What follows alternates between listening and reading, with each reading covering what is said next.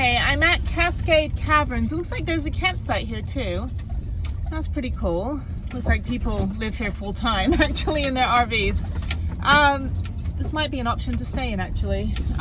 It's too early in the day though. So I am going to go to the entrance and hopefully can make the 1 o'clock tour. So this will be my third tour today. It's a lot of caves. I actually get really dehydrated in them because you can't drink anything and it's so humid and hot down there in those caves that I actually end up getting out of there. I just drank a 32-ounce freshly squeezed lemonade and lo and behold, I'm not even needing to pee. So let me park quickly, see if I can get a ticket and then get on this tour. Okay, let me run over there quickly and just do this quick and dirty. There we go. Okay. Okay, so you go over here to the gift shop and there is where you get the tickets. Okay, I've got my flip-flops on. I need to put my hiking boots on. Ooh, scary dinosaur. Okay, I got my ticket. So bought a magnet as well. So they had a $2 off military discount, which is great. Do not touch the dinosaur, no tocar. You know what is cool actually? After going to Natural Bridge Caverns, which was fantastic, I'm actually digging this like little hole in the wall little cave place. It's nice to be in a little bit quieter area. There's 2 families, a couple couples, you know, all these people are on my tour. So this is good. I do need to find something to do tomorrow because if it's raining in Kerrville, what happened last time is I couldn't even pedal my bike because it was just so muddy that it was just horrible. Anyway, here's scary dinosaur. Ooh, scary dinosaur. So yeah, so I don't know what I'm gonna do. I'm gonna find something to do. Maybe head up to Marble Falls tomorrow. But that's another bike ride for Sunday. I don't know. I'm gonna figure something out. So yay. Now we look with our eyes and not our fingertips, just because that can cause damage to the growing formations, which are very actively alive. And also, don't shine in my eyes. I'm also very sensitive. Well, I'm over 12, so thank you. Over 12. If you go ahead of the guide, well, you might get lost. You want to walk forward. A little history around this area. We are the lowest spot in the county. Guess what that means whenever we have excessively heavy rains? Yes, it floods out here. We see it very often. 2002, we saw one of our biggest to date. It rained for 6 days and we got about 31 inches of water. It was enough to damage the building we just stood by.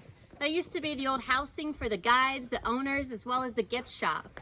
But with all that water from 2002, it did a number of damage to the building. And as you can see, it has not done so well over the years. Now we just took everything out of there and moved it to the dance hall, which is now today's gift shop. That little building over there used to be the home of the father and founder of Cascade Caverns, Mr. Alfred Gray. He built his house in the 1950s without knowing it was on top of an air shaft to the cavern. So, all summer long, nice cool air would come up through his floorboards, providing free AC. Pretty hard to beat. This little building here, though, this was the very first ticket booth. It was constructed in 1931, and we opened up our doors to the public for tours in 1932.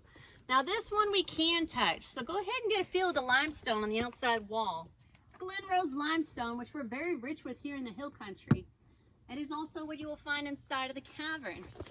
When you look inside through the windows, you'll see a few antiques, including our very first cash register. And through the window on the back side, you'll see there's a sticker on the back of the register that still says Master Charge before it became MasterCard. Just kind of goes to show how old it is out here. Has anyone gotten a picture with Rex yet? No. Make sure you get one before you leave here today. He's our fun little friendly mascot. He was given to us in the early 90s from a film production company. They built him here on site. And he was used in the background of the movie. The movie was called Fatherhood, and it starred Patrick Swayze. Now, this is the first natural entrance to the cavern. What we're gonna do here is one by one, we're gonna jump over the fence and shimmy down that pipe. Does that sound okay? I'll go last. I'm joking, but this was the only way in and out for tours in 1932. Now, you're probably wondering, oh, if they didn't go down the pipe, how did they get down there? Easy answer. You would stand inside of a big metal bucket that was attached to a rope that fed through a pulley on the tree and the other end on a pickup truck. So, by physics, as the truck would drive in reverse, down you go. Doesn't that sound exciting?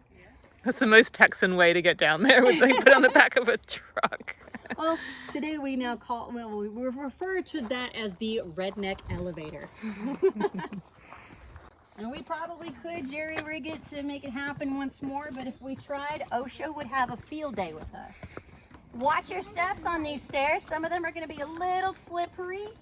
Use the handrail to the right if you need it.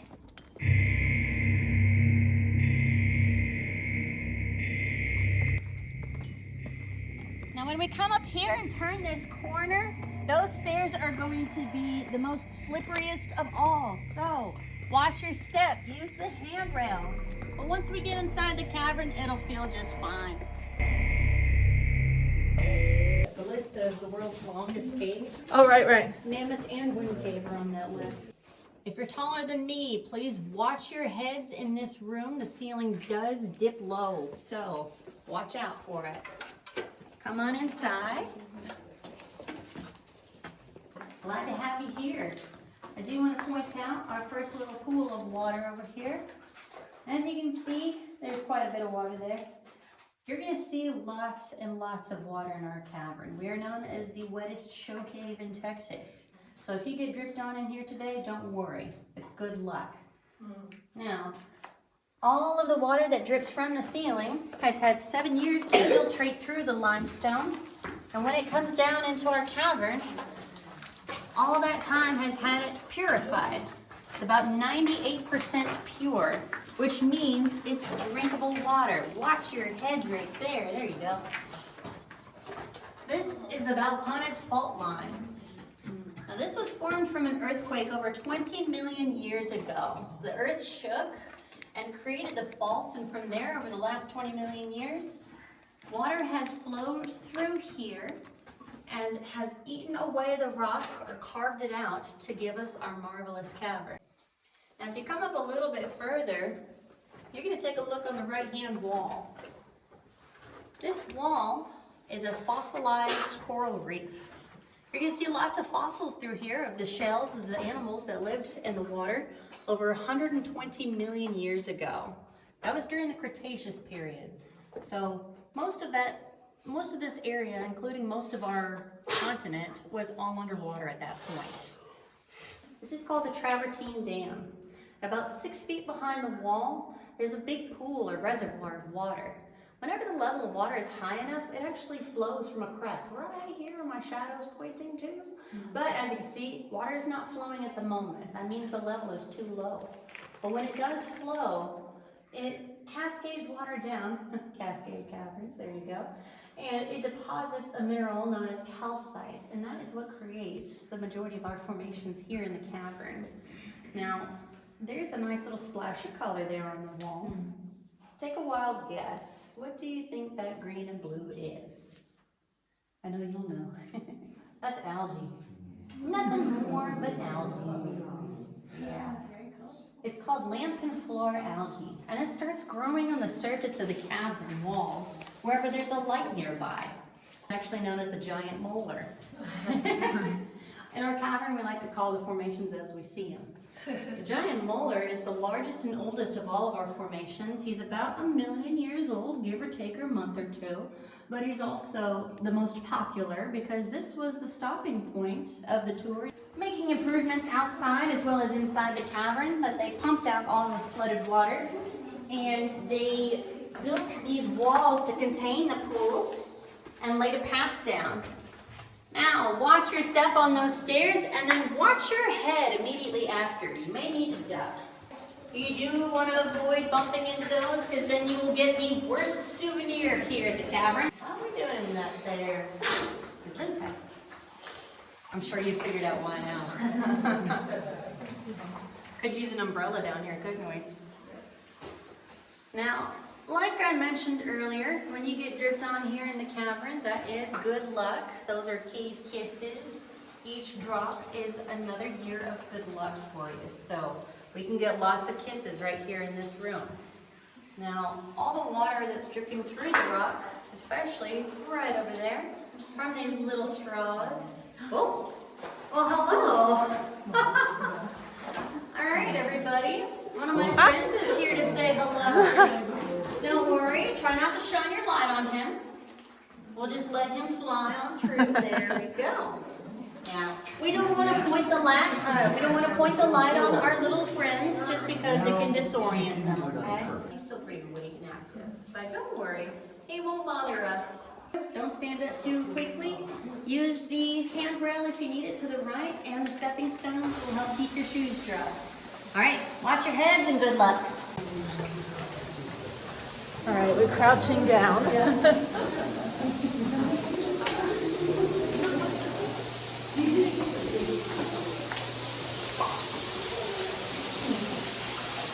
Everyone.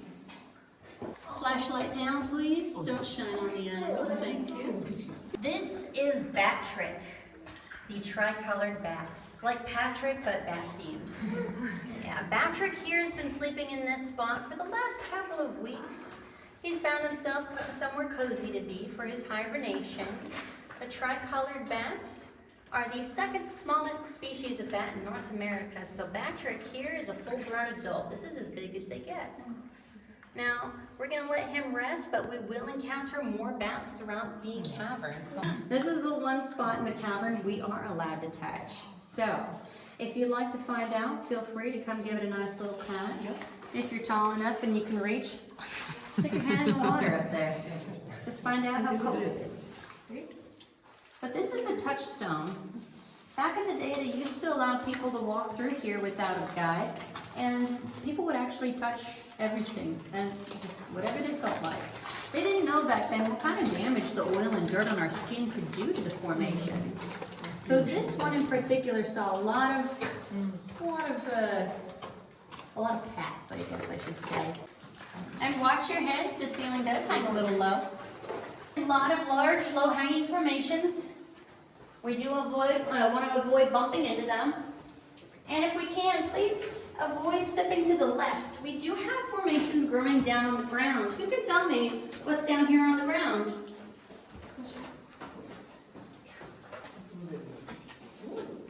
Anyone? Anyone? Stalagmite. Stalagmites. So then that would mean what's growing from the ceiling are Stalactites. stalactites. There you go.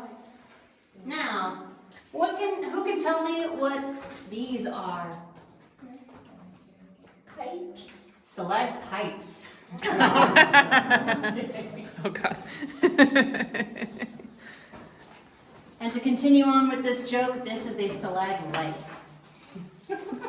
It's beautiful. It's a great joke. Easy cave jokes. So good about not bumping into them.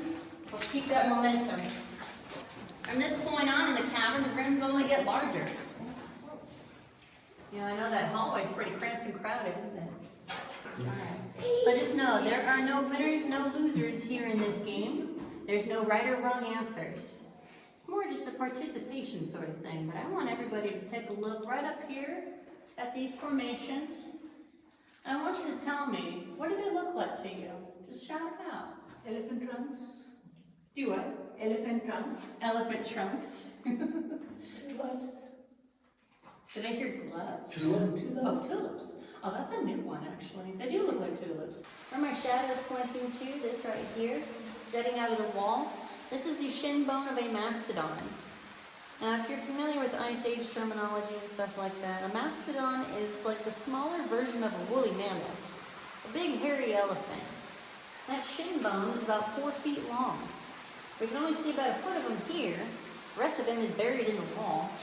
But they were also able to find that there's about 50 to 75% of the skeleton right here, just along this wall. And they know that because they used sonar or sound wave technology. They took a massive scan of it, kind of like an ultrasound. So, not only did they find the length of the shin bone and the rest of the skeleton, but right down here, where my shadow's pointing to, if you want to bring it in a little closer look, this is part of his shoulder blade. Now, the only reason why we have not excavated or dug out the mastodon here is because, one, excavation can actually compromise structure and stability of the wall, and that could lead to possible collapse of the cavern. Do we want that? Nah. No, definitely not. And two, the fossils that are found here in the cavern They can't survive outside in the climate. They're too acclimated or used to the moisture here. So if they were to leave the cavern and go outside, they would start to disintegrate or crumble and fall apart. But we don't want that either, because bye-bye fossil. There's nothing left. These are solution domes. You see how almost perfectly circular they are? These are formed from floodwaters that have filled this room all the way to the top. And what those waters can do is they can swirl around in whirlpools. And those whirlpools will carve the rock and eat away at it until they grow tall and perfectly round.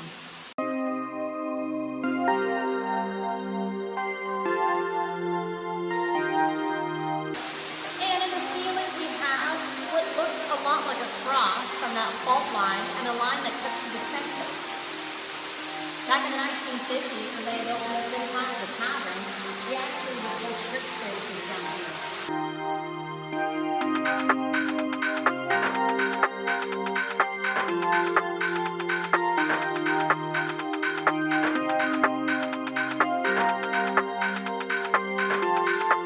Them two are very close together.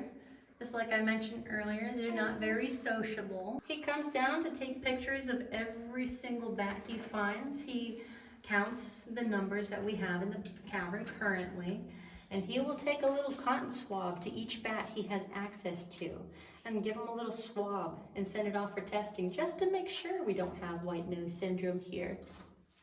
If we were ever to be finding white nose syndrome, we would have to unfortunately clean the spot in which the bat that tested positive was laying with bleach. So thankfully we have not had to do that in many, many, many years. What's this one's name? This one is Bruce. Last name Wayne. Oh. Bruce Wayne here, everybody. Here's somebody mentioned earlier, breathe in that cave air. Now I want everybody to take in a deep breath.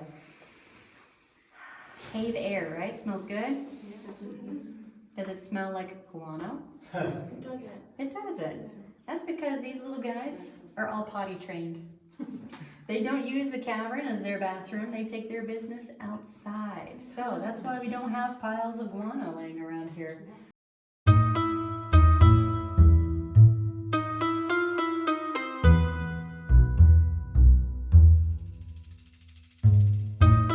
Okay, if there is a legacy that I leave on this planet, just my little minuscule of existence in this great gigantic universe, it is this. So the last part of the tour, I actually didn't film it. I was kind of done filming, and there was one last bat, and I'd already seen 6 bats, and I'm like, I don't need to film the last bat. And one of the kids said, what is the bat's name? And the tour guide, she was like, well, it doesn't have a name yet. Does anyone have an idea for a name? And I just, out of my, like, just all of a sudden just blurted out Batty White. Like Betty White, right? You know, the beloved Betty White. And she's like, oh, all in favor of Batty White say aye. And everyone said aye. And I'm like, oh my God, I got to name a bat. I have never, it's like naming a comet, or it's like naming my child, like, which is such a weird human concept that we just go by whatever names, like we're totally cool with the names that our parents gave us. Like that's just a human thing. But I was like, oh my God, I got to name a bat, and forever on every tour of Cascade Caverns after that, that is Batty White. So it's like naming a comet, which will never happen in my lifetime. But yes, I got to name a bat, which is fantastic. So that was really cool. So now I'm in the town of Born, B-O-E-R-N. This is hill country, which is all German, Polish, Czech.